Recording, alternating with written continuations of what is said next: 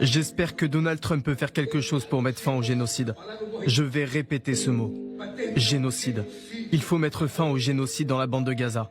Ce n'est pas une guerre. Il le répète à plusieurs reprises et ça va même plus loin parce que pour la première fois, un haut fonctionnaire des Nations Unies a prononcé lui aussi ce mot de génocide.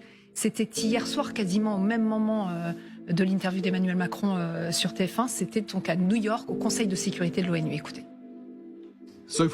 Pour ceux qui sont tués et ceux qui sont réduits au silence, allez-vous agir de façon décisive pour empêcher un génocide et s'assurer que le droit humanitaire international soit respecté?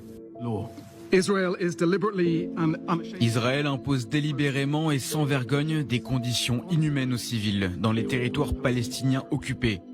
Depuis plus de 10 semaines, rien n'est entré à Gaza. Ni nourriture, ni médicaments, ni eau, ni tente. Vous imaginez quand même qu'on a le Premier ministre espagnol, on a des membres aux États-Unis qui commencent à venir l'expliquer. Il y a Lula, le président brésilien, qui vient de balancer le terme génocide, alors que notre président nous dit que lui ne peut pas prononcer ça en tant que chef d'État parce que c'est réservé aux historiens. Emmanuel Macron n'a pas de baloche de toute façon, donc ça on était déjà au courant depuis longtemps, vu que c'est pas lui qui les porte, mais quelqu'un d'autre pour lui. Mais ça va commencer à... Vous savez que moi cette histoire, j'ai quand même l'impression que ça pourrait dégénérer plus loin que ce qu'on pense aujourd'hui, parce que qu'est-ce qui va se passer une fois que ça va être fini avec Gaza? Parce que c'est clairement ce qui est en train d'arriver. Donald Trump, honnêtement, est pas un grand fervent de la défense de Gaza, donc je ne pense pas que de toute façon les États-Unis feront quoi que ce soit pour sauver la bande de Gaza. Mais derrière, ça va être quoi? Ça va être le Liban, ça va être quoi? Ça va être le Yémen.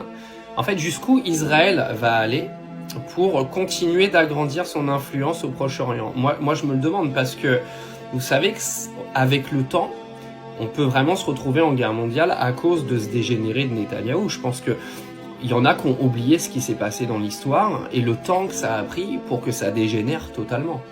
Moi, aujourd'hui, honnêtement, les responsables du monde arabe, les présidents de Arabie Saoudite, etc., moi, je serais eux, je commencerai à me bouger sérieusement avant que ça dégénère totalement.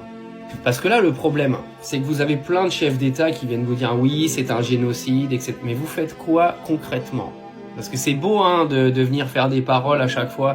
Ils sont tous en train de parler devant des micros et de faire des tweets sur Twitter. Mais concrètement, qui a fait quoi pour la Palestine aujourd'hui? Qui? Moi, je vois rien. Je vois rien, il se passe rien en fait. L'autre il continue, il dit de toute façon je m'en bats les couilles, ils peuvent raconter ce qu'ils veulent parce que je vais continuer à faire tout ce que j'ai envie de faire. Moi je serais vous, je me bougerais rapidement pour stopper Netanyahou parce que je pense que ça peut vraiment déraper totalement.